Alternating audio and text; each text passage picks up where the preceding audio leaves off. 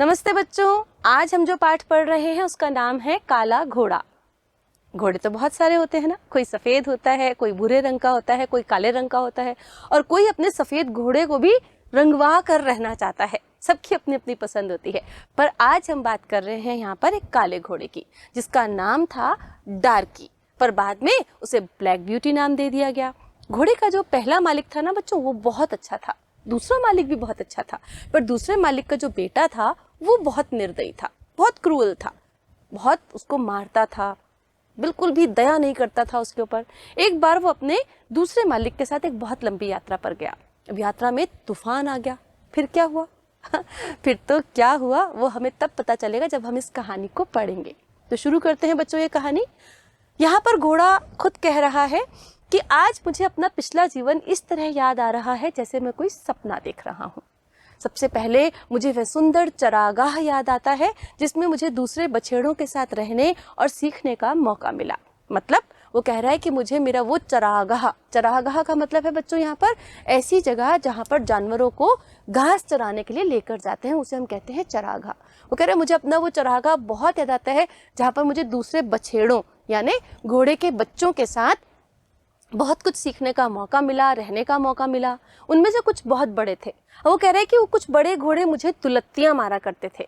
दुलत्ती मतलब जब घोड़ा लात मारता है तो उसके पीछे की दोनों टांगे एक साथ उठती हैं बच्चों, इसलिए उसको दुलत्ती बोला जाता है। इससे दुखी होकर मैं परेशान हो जाता था, पर माँ शाम को वापस आती तो उसकी ममता मुझे निहाल कर देती थी।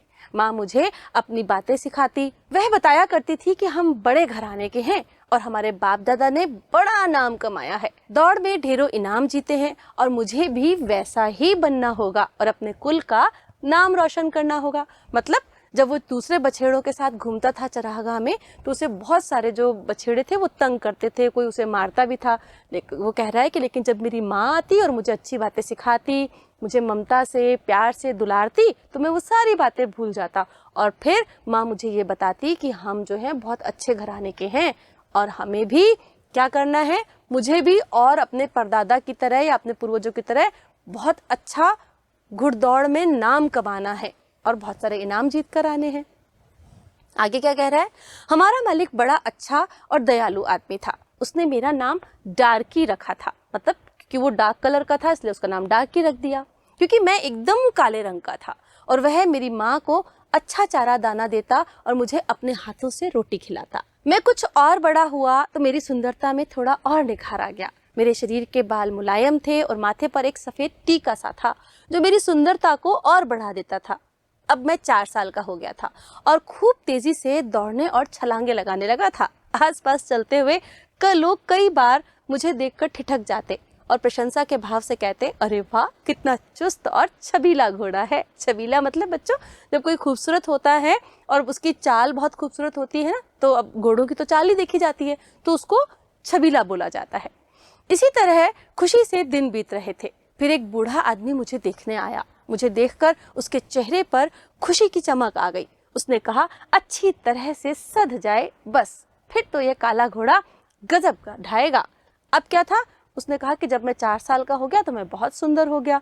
फिर एक दिन कोई बूढ़ा आदमी उसे देखने आया, शायद उसे खरीदने आया होगा, है ना, और उसे देखकर उसने कहा कि बस थोड़ा सा और सध जाए तो ये गजब ढाएगा। गजब ढाना मतलब कि बहुत कमाल कर जाना बच्चों। एक दिन मेरे मालिक ने कहा, प्यारे डार्की, अब तुम मुझसे विदा हो रहे हो। जहाँ जा रहे हो खूब मन लगाकर काम करना और मेहनत से जी न चुराना। मतलब अब उसका दूसरा मालिक कोई और था, वो किसी और मालिक के पास जा रहा था। मेरे नए मालिक मिस्टर राइडर भी सौभाग्य से बहुत अच्छे थे। सौभाग्य से मतलब उसका भाग्य अच्छा था कि उसे दूसरा मालिक जो मिला था वो भी बहुत अच्छा था। उनकी पत्नी भी बहुत ही सरल हृदय और दयालु थी। उन्हें मैं बहुत भा गया, मतलब उनको भी मैं बहुत पसंद आया। एक दिन उन्होंने खुशी से चहक कर कहा, अरे सुनो, इसका नाम ब्लैक ब्यूटी कैसा रहेगा? सुनते ही मेरे मालिक जैसा नाच उठा। हाँ, ब्लैक ब्यूटी, वाह क्या नाम है, अद्भुत। मतलब उनकी पत्नी ने कहा कि इसको हम ब्लैक ब्यूटी कहा करेंगे, क्योंकि वो काला था ना और बहुत सुंदर भी था, खूबसूरत भी था, तो उसका नाम ब्लैक ब्यूटी रख दिया। तो उसके मालिक को भी ये नाम बहुत पसंद आया। मालिक के बेटे का नाम था सैमसन। मिस्टर राइडर जितने उदार थे, सैमसन उतना ही दुष्ट था। एक बार सैमसन ने मुझसे इतना ज्यादा काम लिया कि मैं बुरी तरह थक गया। मेरे पैर इधर उधर भटकने लगे। इस पर सैमसन ने मुझे सड़ासड़ चाबुक मारे। मुझे इतना गुस्सा आया कि मैंने उसे अपनी पीठ से उछाल दिया। अब क्या था, मिस्टर राइडर तो बहुत अच्छे थे, पर उनका बेटा सैमसन बहुत ही दुष्ट था, उसे चाबुक से बहुत मारता था। तो जब उसे चाबुक से मारा तो ब्लैक ब्यूटी यानी डार्की को भी बहुत गुस्सा आ गया और उसने उसे अपनी पीठ से नीचे गिरा दिया। मैंने सोचा कि मेरा बूढ़ा मालिक अब मुझे बहुत पीटेगा, पर उसने उल्टा अपने बेटे को ही डांटा। कहा, तुम नहीं जानते कि जानवरों को भी प्यार की जरूरत होती है, तुम इन्हें मार पीट कर नहीं बल्कि प्यार से ही साध सकते हो। आखिर वह दिन भी आ गया जब मुझे एक लंबी यात्रा पर मालिक को लेकर जाना था। मुझे हल्की फुल्की कुत्ता गाड़ी में जोता गया, मतलब एक ऐसी गाड़ी में जोता गया जो कुत्ते ले जाते थे, और काम करने वाला एक लड़का जॉन भी मेरे मालिक के साथ उसमें बैठ गया। दोनों जने अब वहां से रवाना हो गए। उस दिन जोर की आंधी आई और पानी बरसा था। चलते चलते आखिर में लकड़ी का एक पुल आया, नीचे नदी बह रही थी।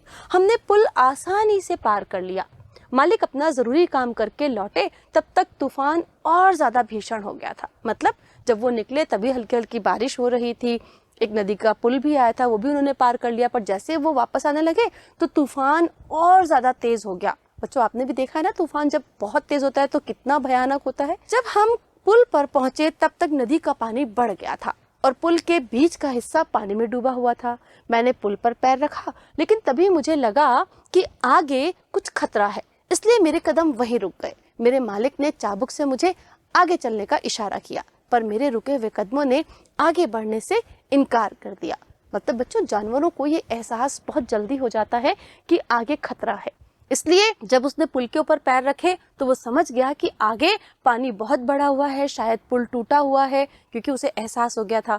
पर मालिक ने चाबुक मारकर उसे आगे चलने का इशारा कर, पर उसके मालिक जो थे वो इस बात को नहीं समझे और उसे चाबुक मारकर आगे चलने का इशारा करते रहे। जॉन ने कहा, रुकिए मालिक, जरूर कोई बात है। तभी दूर से टॉर्च की रोशनी हम पर पड़ी और किसी ने चिल्लाकर कहा, रुक जाओ भाई, वहीं रुक जाओ, पुल टूटा हुआ है, रुक जाओ वहीं। अब क्या था, सुनते ही मुझे सिहरन हो गई, मतलब वो कांप गया सुनते ही। अगर वो आगे बढ़ जाता मालिक के इशारे पर तो उस दिन तो उसके मालिक की जान तो खतरे में जाती ही जाती, शायद डार्की भी उस पानी में बह जाता। मालिक ने भी मुझे लाख लाख धन्यवाद दिया, बार बार जॉन से यही कह रहा था, ओह, कभी कभी जानवर भी आदमी की बुद्धि को मात दे देते हैं। मतलब कभी कभी हमें जानवरों की बातों को भी समझ जाना चाहिए। जानवर बोल नहीं सकते तो क्या हुआ, बल्कि इशारे में तो वो हमें समझा ही देते हैं ना। तो उसका मालिक भी बार बार जो था वो डार्की को बहुत धन्यवाद दे रहा था, और जो जॉन उनके साथ आया था ना, उससे बार बार कह रहा था कि अच्छा हुआ मेरे लाख कोशिश करने पर भी डार्की आगे नहीं बढ़ा, नहीं तो आज हम यहाँ से वापस घर ही नहीं पहुँचते। मैं नदी के दूसरी ओर सड़क से होते हुए मालिक को धीरे धीरे घर ले आया। हमें देखकर मालकिन दौड़ी दौड़ी आई, बोली, ओह, तुम लोग ठीक ठाक आ गए, मैं तो बहुत घबरा गई थी। मालिक ने मेरी पीठ थपथपाते हुए कहा, आज इसने हमारे प्राण बचा लिए। उस रात मुझे बहुत अच्छा खाना दिया गया और मुझे इतना प्यार मिला कि मैं बता नहीं सकता। वह पूरी रात जैसे खुशियों और सुंदर सपनों भरी रात थी, जिसे मैं चाहूं तो जीवन भर नहीं भुला सकता। यानी कि जब डार्की ने अपने मालिक की जान बचाई तो उसकी मालकिन, उसका मालिक उसके इस कार्य से बहुत खुश हुए। तो बच्चों, यहाँ पर इस पाठ का संदेश ये है कि हमें पशु पक्षियों से प्रेम से व्यवहार करना चाहिए, क्योंकि वो मूक प्राणी होते हैं, वो बोल नहीं सकते, अपने जज्बातों को, अपनी भावनाओं को हमसे शेयर नहीं कर सकते, लेकिन हम तो समझ सकते हैं ना। तो हम जब प्राणियों को या जानवरों को प्यार देते हैं तो उसका बदला वो अपनी जान पर खिलकर भी चुकाते हैं।